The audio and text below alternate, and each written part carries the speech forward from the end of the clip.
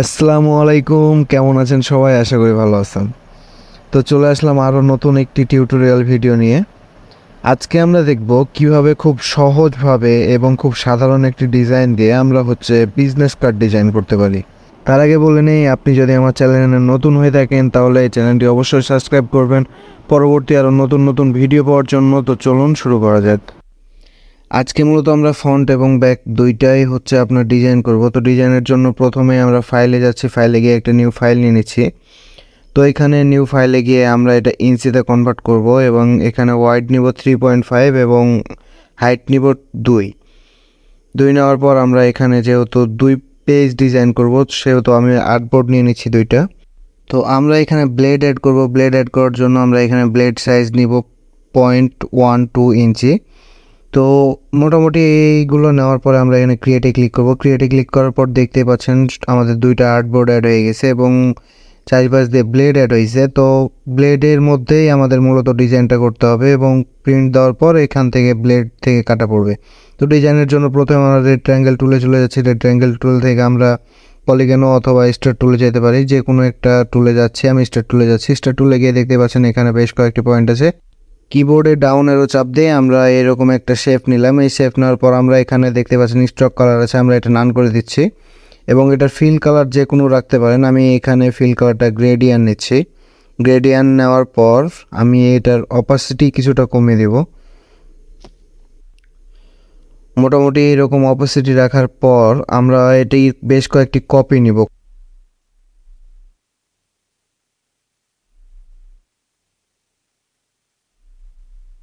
তো আমরা সিলেকশন টুলে গেলাম এবং অল্টার এবং আপনার শিফট চেপে ধরে একটি কপি নিলাম। মূলত এখানে একটি কপি নেওয়ার পরে কন্ট্রোল ডি চাপ দিয়ে আমরা এটা বারবার আপনার রিপিট করে নিচ্ছি। তো মোটামুটি দেখতে পাচ্ছেন আমরা এতগুলো কপি নিলাম।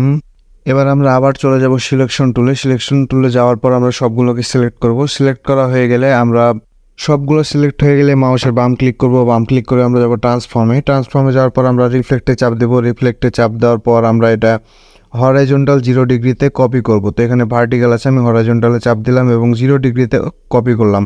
কপি করা হয়ে গেলে আমরা চেপে ধরে এটাকে মোটামুটি এইরকম একটা পজিশনে নিয়ে ছেড়ে দেবো। দেখতে পাচ্ছেন আমি ঠিক যেই পজিশনে বসিয়েছি আপনারাও ঠিক একই রকম পজিশনে বসিয়ে নেবেন। তো পজিশন মতো বসানো হয়ে গেলে আমরা এটি আরও একটি কপি করব অল্টার এবং শিফট চেপে ধরে। তো আরও একটি কপি নিয়ে মোটামুটি এরকম পজিশনে বসিয়ে দেব। এবার আমরা যতগুলো আমাদের লেয়ার বা পাথ নিয়েছি সবগুলোকেই কপি করব। সবগুলোকে সিলেক্ট করা হয়ে গেলে আবার আরেকটি কপি করব এবং এটির নিচে বসিয়ে দেব। মোটামুটি এরকম হয়ে গেলে আমরা এটির আরও একটি কপি নিব। তো আরও একটি কপি নেওয়ার জন্য আমরা প্রথমেই সবগুলো সিলেক্ট করলাম। সিলেক্ট করা হয়ে গেলে আমরা এটাকে মোটামুটি আরও একটি কপি নিয়ে ঠিক এই পজিশনে বসিয়ে দিলাম। দেখতে পাচ্ছেন যে আমাদের ঘরগুলো কিন্তু মিলে গেছে। সবগুলো প্রায় দেখতে একই রকম মনে হচ্ছে একটা শেফেরই কোনো কিছু। তো এটা বড় আছে, আমি একটু ছোট করে নিচ্ছি। তো এই অবস্থায় আসার পর আমরা মূলত এই ডিজাইনটা করলাম আমাদের পিছন পার্টের জন্য। তো এই অবস্থায় আসার পর আমরা আবার যাব রেড ট্রায়াঙ্গেল টুল। রেড ট্রায়াঙ্গেল টুলে যাওয়ার পর আমরা এখানে একটা শেপ নিব। আমরা ওয়াইড নিব 3.5 এবং 3.5 ইঞ্চি নিব এবং হাইট নিব আপনার 2 ইঞ্চি। তো 2 ইঞ্চিতে নেওয়ার পর আমরা এটা রেড ট্রায়াঙ্গেলটা নিলাম। নেওয়ার পর এটা মোটামুটি মিডিল বরাবর বসাবো। আমাদের কোনো মাপ নেওয়ার দরকার নাই, যে কোনো পজিশনে বসালেই হবে, মিডিলের দিকে থাকলেই হবে। তো এটা আমরা ফিল কালার সাদা করে দিচ্ছি। দেওয়ার পর আমরা সবগুলো সিলেক্ট করব এবং মাউসের ডান ক্লিক করে ক্লিপিং মার্কস করে দেব। তো দেখতেই পাচ্ছেন আমাদের ডিজাইনটা মোটামুটি রেডি হয়ে গেছে। তো আমরা এটা টেনে নিয়ে এসে আমাদের যে পিছন পার্টটা আছে সেখানে ঠিকঠাক পজিশন মতো বসিয়ে দিব। আমরা যেহেতু এটা মাপ মতো নিয়েছিলাম তো আমাদের ঠিকঠাক মতো পজিশনে বসে যাবে, আমাদের আর এক্সট্রা কিছু করার প্রয়োজন নাই। তো এবার আপনাকে খেয়াল রাখতে হবে যে আপনার যে আপনার ক্লায়েন্ট বা আপনি যে লোগোটা তৈরি করতেছেন সেটা থিমটা কি। তো আমার এখানে ডিপ অরেঞ্জ কালার আমার থিম। তো আমি এখানে একটা রেড ট্রায়াঙ্গেল নিলাম। রেড ট্রায়াঙ্গেল নেওয়ার পর আমি আমার থিমের কালারটা আমি এটাতে দিয়ে দিলাম। দিয়ে দেওয়ার পর আমি এটা অ্যাপিয়ারেন্সে যাব এবং এটার আপনার যে প্লেন মোড আছে সেটা আমরা নর্মাল থেকে আমরা এটা আপনার মাল্টিপল করে দেবো। মাল্টিপল করা হয়ে গেলে দেখতে পাচ্ছেন আমাদের ডিজাইনটা ঠিক এরকম আসছে। তো আমি এটার কিছুটা অপাসিটি কমিয়ে নিচ্ছি, মোটামুটি 10 পয়েন্ট মতো অপাসিটি কমিয়ে নিলাম আমি। আপনারা আপনাদের যেমন পছন্দ হয় ঠিক ততটুকু অপাসিটি রাখবেন।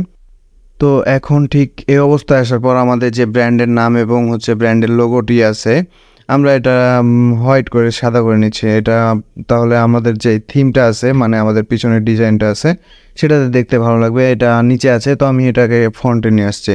ফন্টে নিয়ে আসার পর আমি হচ্ছে আবার এটাকে নিয়ে আসলাম, নিয়ে এসে ঠিকঠাক মতো পজিশন মতো বসিয়ে নেবো। আমার মনে হচ্ছে এটা ছোট, তো আমি কিছুটা বড় করে নিলাম। বড় করে নেওয়ার পর আমরা অ্যালাইনে গেলাম। অ্যালাইনে যাওয়ার পর আর্টবোর্ড সিলেক্ট করে আমরা হরাইজন্টাল এবং ভার্টিক্যাল সেন্টার অ্যালাইন করে নিলাম।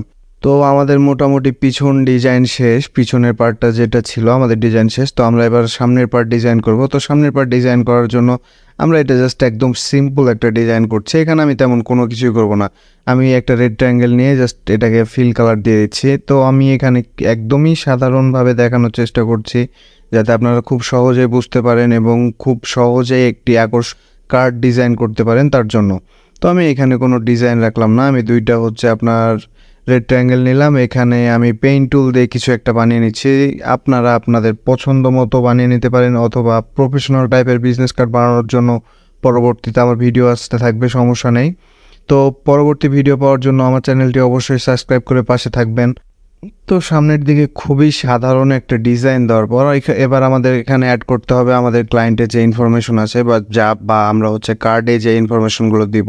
তো প্রথমে আমি ক্লায়েন্টের নাম এবং ক্লায়েন্টের প্রফেশনটা দিয়ে দিচ্ছি। তো এখানে আমি ঠিকঠাক মতো পজিশন মতো বসালাম। আমি নাম এবং প্রফেশন সাধারণত উপরের দিকে বসে, তো আমি এটা উপরের দিকে রাখলাম। এবং আমাদের ক্লায়েন্টের যে পার্সোনাল ইনফরমেশনগুলো আছে, মানে phone number, email address, website বা লোকেশন, আমরা এটা এই পজিশনে বসিয়ে নিলাম। এই পজিশনে বসানোর পর আমাদের ক্লায়েন্টের ব্র্যান্ড লোগো এবং ব্র্যান্ড নেমটাও আমরা ঠিকঠাক মতো পজিশন মতো বসালাম, মোটামুটি এরকম পজিশনে বসালাম। তো ক্লায়েন্ট আমাদেরকে একটা কিউআর কোড দিয়েছে, এটাও আমরা হচ্ছে লোগোর নিচে বসাবো, তাহলে যে জিনিসটা দেখতে অনেকটা সুন্দর দেখাবে। তো আমি আমার কিউআর কোডটা নিয়ে আসলাম, নিয়ে এসে মোটামুটি এইরকম পজিশনে বসিয়ে দিলাম। তো এরকম পজিশনে বসানোর পর আমাদের বিজনেস কার্ড মোটামুটি রেডি। এটাই হচ্ছে আমাদের ডিজাইন। তো আমরা পিছনে যা ডিজাইন করলাম এবং সামনে যা ডিজাইন করলাম, এটা প্রিন্ট হওয়ার পর আসলে দেখতে কেমন হবে এটা দেখার জন্য আমরা চলে যাবো ভিউয়ে গিয়ে আমরা ট্রিম ভিউয়ার অন করে দিলেই দেখতেই পাচ্ছেন যে আমাদের প্রিন্ট হওয়ার পর ঠিক দুই পাশটা দেখতে এমন হবে। তো এটা প্রথম পেজের অপোজিটেই হচ্ছে আপনার সেকেন্ড পেজটা হচ্ছে আপনার প্রিন্ট হবে। তো প্রিন্ট হওয়ার পর মোটামুটি দেখতে এরকম লাগবে। তো আমরা এইভাবে আমাদের ডিজাইনটা হচ্ছে আমাদের ক্লায়েন্টের কাছে সাবমিট করতে পারি, অথবা এটা আরও সুন্দরভাবে প্রেজেন্টেশন করার জন্য আমরা এটা একটা মকআপে অ্যাড করে নিতে পারি। তো মকআপে অ্যাড করার জন্য আমি আপনাদের দেখাচ্ছি যে এটা আসলে মকআপে অ্যাড করলে কেমন দেখায়। তো মকআপে অ্যাড করার জন্য আমি চলে যাচ্ছি ফটোশপে আসার পর দেখতেই পাচ্ছেন আমি এখানে একটা মকআপ নিয়ে নিয়েছি। খুব সহজেই এই মকআপগুলো কীভাবে ডিজাইন করা যায় বা কীভাবে বানানো যায় সেটি নিয়ে ভিডিও দেখতে চাইলে অবশ্যই আমার চ্যানেলটি সাবস্ক্রাইব করে রাখবেন। আমি পরবর্তীতে দেখাবো খুব সহজেই কীভাবে আপনারা একটা প্রফেশনাল মকআপ তৈরি করতে পারেন। তো মকআপের যে প্রথম পেজের আমাদের যে লেয়ারটি ছিল সেটিতে আমি ডাবল ক্লিক করে ওপেন করে নিলাম। এটি ওপেন করার পর আমরা চলে যাবো আবার অ্যাডোবি ইলাস্ট্রেটরে যাওয়ার পর আমরা সিম্পল এটা কপি করে নিয়ে সেখানে ছেড়ে দিলে হবে। তো আমি জাস্ট সিলেকশন টুল দিয়ে প্রথম পেজের যতগুলো ডিজাইন ছিল সবগুলো সিলেক্ট করে নিলাম। সিলেক্ট করার পর Ctrl+C দিয়ে কপি করলাম এবং এখানে এসে Ctrl+V দিয়ে পেস্ট করলাম। তো এটা পিক্সেল আছে, আমরা স্মার্ট অবজেক্টে কনভার্ট করে নিচ্ছি। স্মার্ট অবজেক্টে করার পর আমরা ওকে চাপ দিলে দেখতে পাচ্ছেন যে আমাদের যে ডিজাইনটা ছিল সেটা ফটোশপে চলে আসছে আমাদের মকআপের মধ্যে। তো আমরা এটা আপনার হচ্ছে ঠিকঠাক মতো পজিশন মতো বসিয়ে নেব। পজিশন মতো বসানো হয়ে গেলে ইন্টার চাপ দিব। ইন্টার চাপ দিয়ে জাস্ট আমরা Ctrl+S দিয়ে সেভ করব এবং যে Ctrl+S দিয়ে সেভ করার পর আমরা এটি কেটে দেবো। তাহলে আমাদের মেইন মকআপে আমরা চলে যাব। মেইন মকআপে আসার পর দেখতেই পাচ্ছেন যে আমাদের প্রথম পেজটা খুব সুন্দরভাবে এখানে অ্যাড হয়ে গেছে।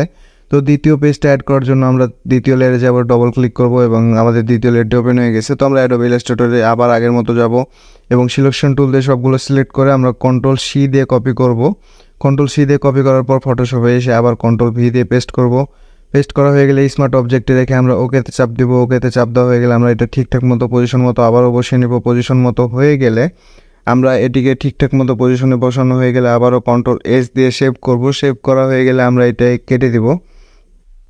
এটি মূলত স্মার্ট অবজেক্ট লেয়ারে আছে, তো এই জন্য হচ্ছে আমরা এটারও আমাদের প্রয়োজন নেই, আমরা এটা কেটে দিলাম। তো কেটে দিলে দেখতেই পাচ্ছেন যে আমাদের হচ্ছে মেইন যে মকআপটা আছে সেটা কি সুন্দরভাবে রেডি হয়ে গেছে। তো আমরা এটার ব্যাকগ্রাউন্ড কালার থিমের সাথে ম্যাচ করে রাখতে পারি। তো আমি জাস্ট ব্যাকগ্রাউন্ডে ক্লিক করলাম এবং এটার থেকে আমি আইড্রপার দিয়ে একটা কালার নিয়ে নিলাম।